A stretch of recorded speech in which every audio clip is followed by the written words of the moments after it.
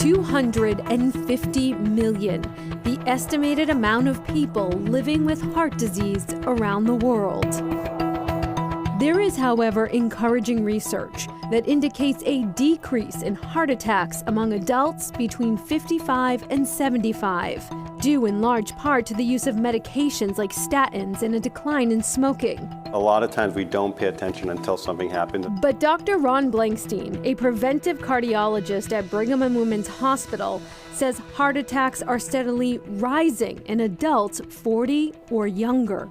And there's some key risk factors that are more common in young individuals. Those include diabetes, they include obesity, and in some individuals that can also be because of smoking cigarettes or also substance use.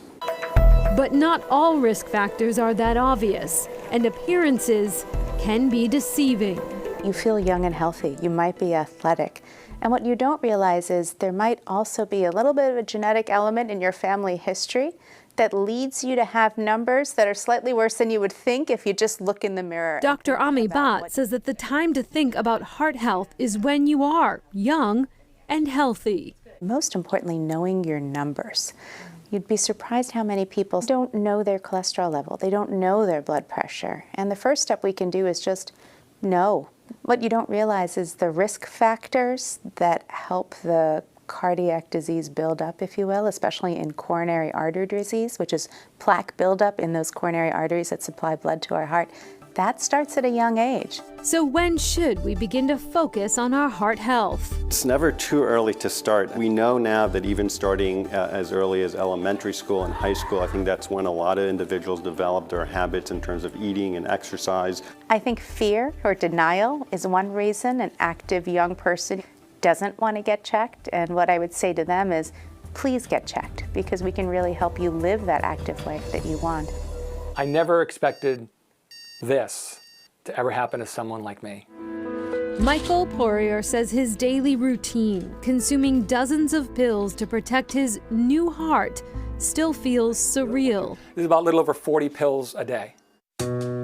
In 2005, Poirier was transitioning from a 2 decades-long career in the military, both Air Force and National Guard, to a history teacher at Neshoba Regional High School. Just was going up for my normal physical. I felt a little tired, but they took me up to an EKG and they were like, do you know are you an AFib? And I'm like, what the heck's AFib? It's atrial fibrillation. I was like, I don't know what that is. You might want to have a cardiologist check this out.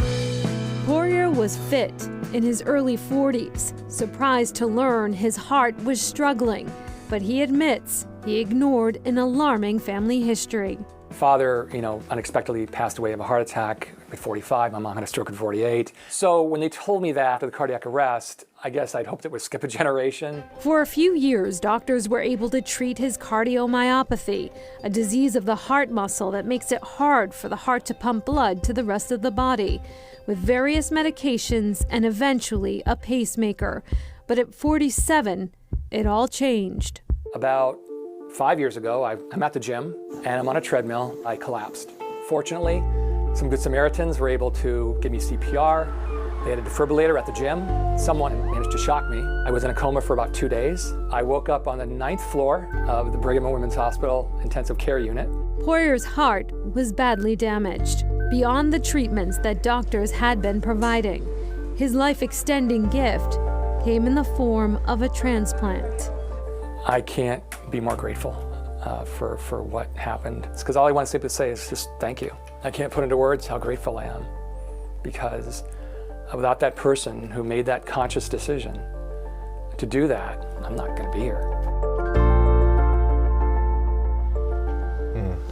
There's always a lot of debate and I think confusion around what exactly is the best heart-healthy diet. Right. Most doctors, though, say have a plant-focused diet, not plant-only diet, but a plant-focused diet, and then limit foods that are high in sugar, salt, and preservatives.